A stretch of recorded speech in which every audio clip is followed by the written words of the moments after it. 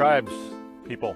I don't have my smooth going here. I apologize, but I have something going on that I need to pass on because I've gotten quite a few inquiries about this, and I've been meaning to tell you how we deal with it. So this is a pen that's got 9 300-pounders in it.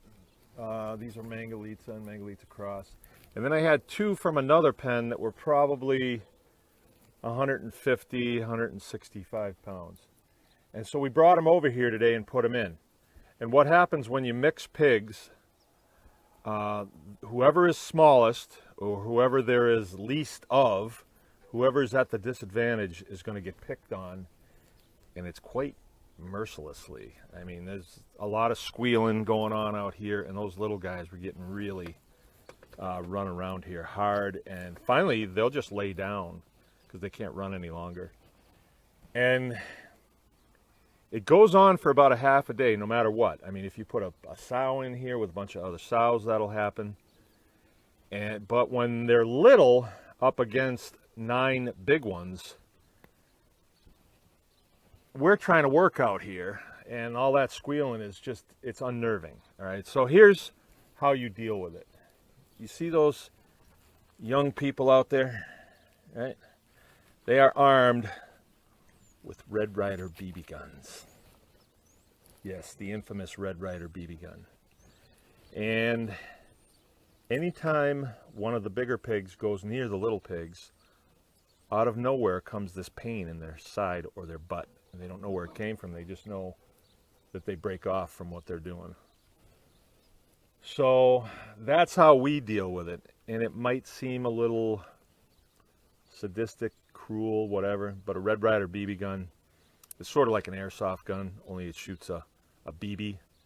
And I guarantee you that they're weak enough BB guns that you can shoot each other with them, and it stings, but it's not going to go into you. So it's not going to cause any permanent psychological damage on these pigs, but it is effective. It is effective, I can tell you that. Barking dogs, very effective for barking dogs. BB guns work great. But I was thinking, we were talking this morning about,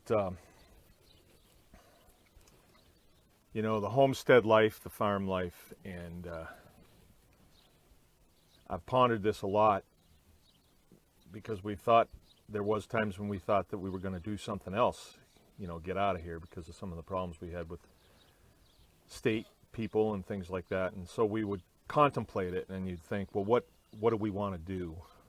And it always comes down to, well, the most important thing going on here is we're raising children. So you can't do that on a houseboat. You can't do that on a lobster boat. You can't do that on a shrimp boat down in the Gulf with Forrest Gump, even though it sounds like fun. But what better detail can you give a 7-year-old boy and a 9-year-old boy, well, my daughter's out here now, but then security for 2 smaller pigs with BB guns?